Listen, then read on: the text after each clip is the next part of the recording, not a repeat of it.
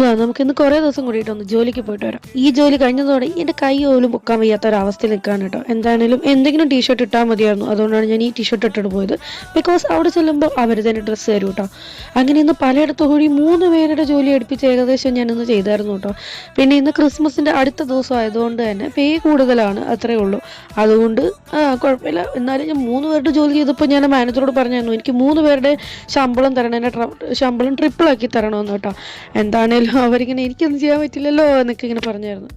അങ്ങനെ അതൊക്കെ കഴിഞ്ഞിട്ട് ഞാൻ എന്താണേലും ജോലി സ്ഥലത്തൊക്കെ എത്തിയായിരുന്നു. ഇവിടെ ഈ കുതിരയ്ക്ക് ബെറ്റ് വയ്ക്കില്ല, ആ ഒരു പരിപാടിയുള്ള സ്ഥലമാണ് കേട്ടോ. അപ്പോൾ കുതിരയ്ക്ക് ബെറ്റ് വയ്ക്കുന്ന നമ്മൾ കുതിരപ്പന്തയം എന്നൊക്കെ നാട്ടിൽ പണ്ട് വേറെ ഇല്ലായിരുന്നോ, പണ്ട് ഒരു മൂവിയിലൊക്കെ കാണിച്ചിട്ടുണ്ട് അതുപോലെ കേട്ടോ. അപ്പോൾ എന്താണല്ലോ അതൊക്കെ കഴിഞ്ഞ് നല്ല പണിയായിരുന്നു.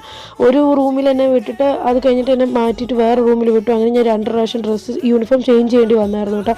അപ്പോൾ ഇതായിരുന്നു ആദ്യം ഇട്ടിരുന്ന ഡ്രസ്സ്. അത് കഴിഞ്ഞിട്ട് പിന്നെ വേറെ ഷർട്ട് മാറ്റിയിടേണ്ടി വന്നു. പിന്നെ ഇത് മാറ്റിയിടാൻ പോലും സമയം കിട്ടിയില്ല. തിരിച്ച് മറ്റേ റൂമിൽ തിരിച്ച് പോകേണ്ടി വന്നു കേട്ടോ. പിന്നെ നിന്നത് പറഞ്ഞത് മാത്രം എനിക്ക് ഓർമ്മയുള്ളൂ. കാരണം നല്ല നല്ല അടിപൊളി തിരക്കായിരുന്നു. അത് കോമൺ ബാർ ആയിരുന്നു, അത് ഓപ്പൺ ബാർ ആയിരുന്നു കേട്ടോ. VIP ബാർ ആയിരുന്നില്ല. എന്താണേലും നല്ല തിരക്കായിരുന്നു. അപ്പോൾ ശരി, ബൈ.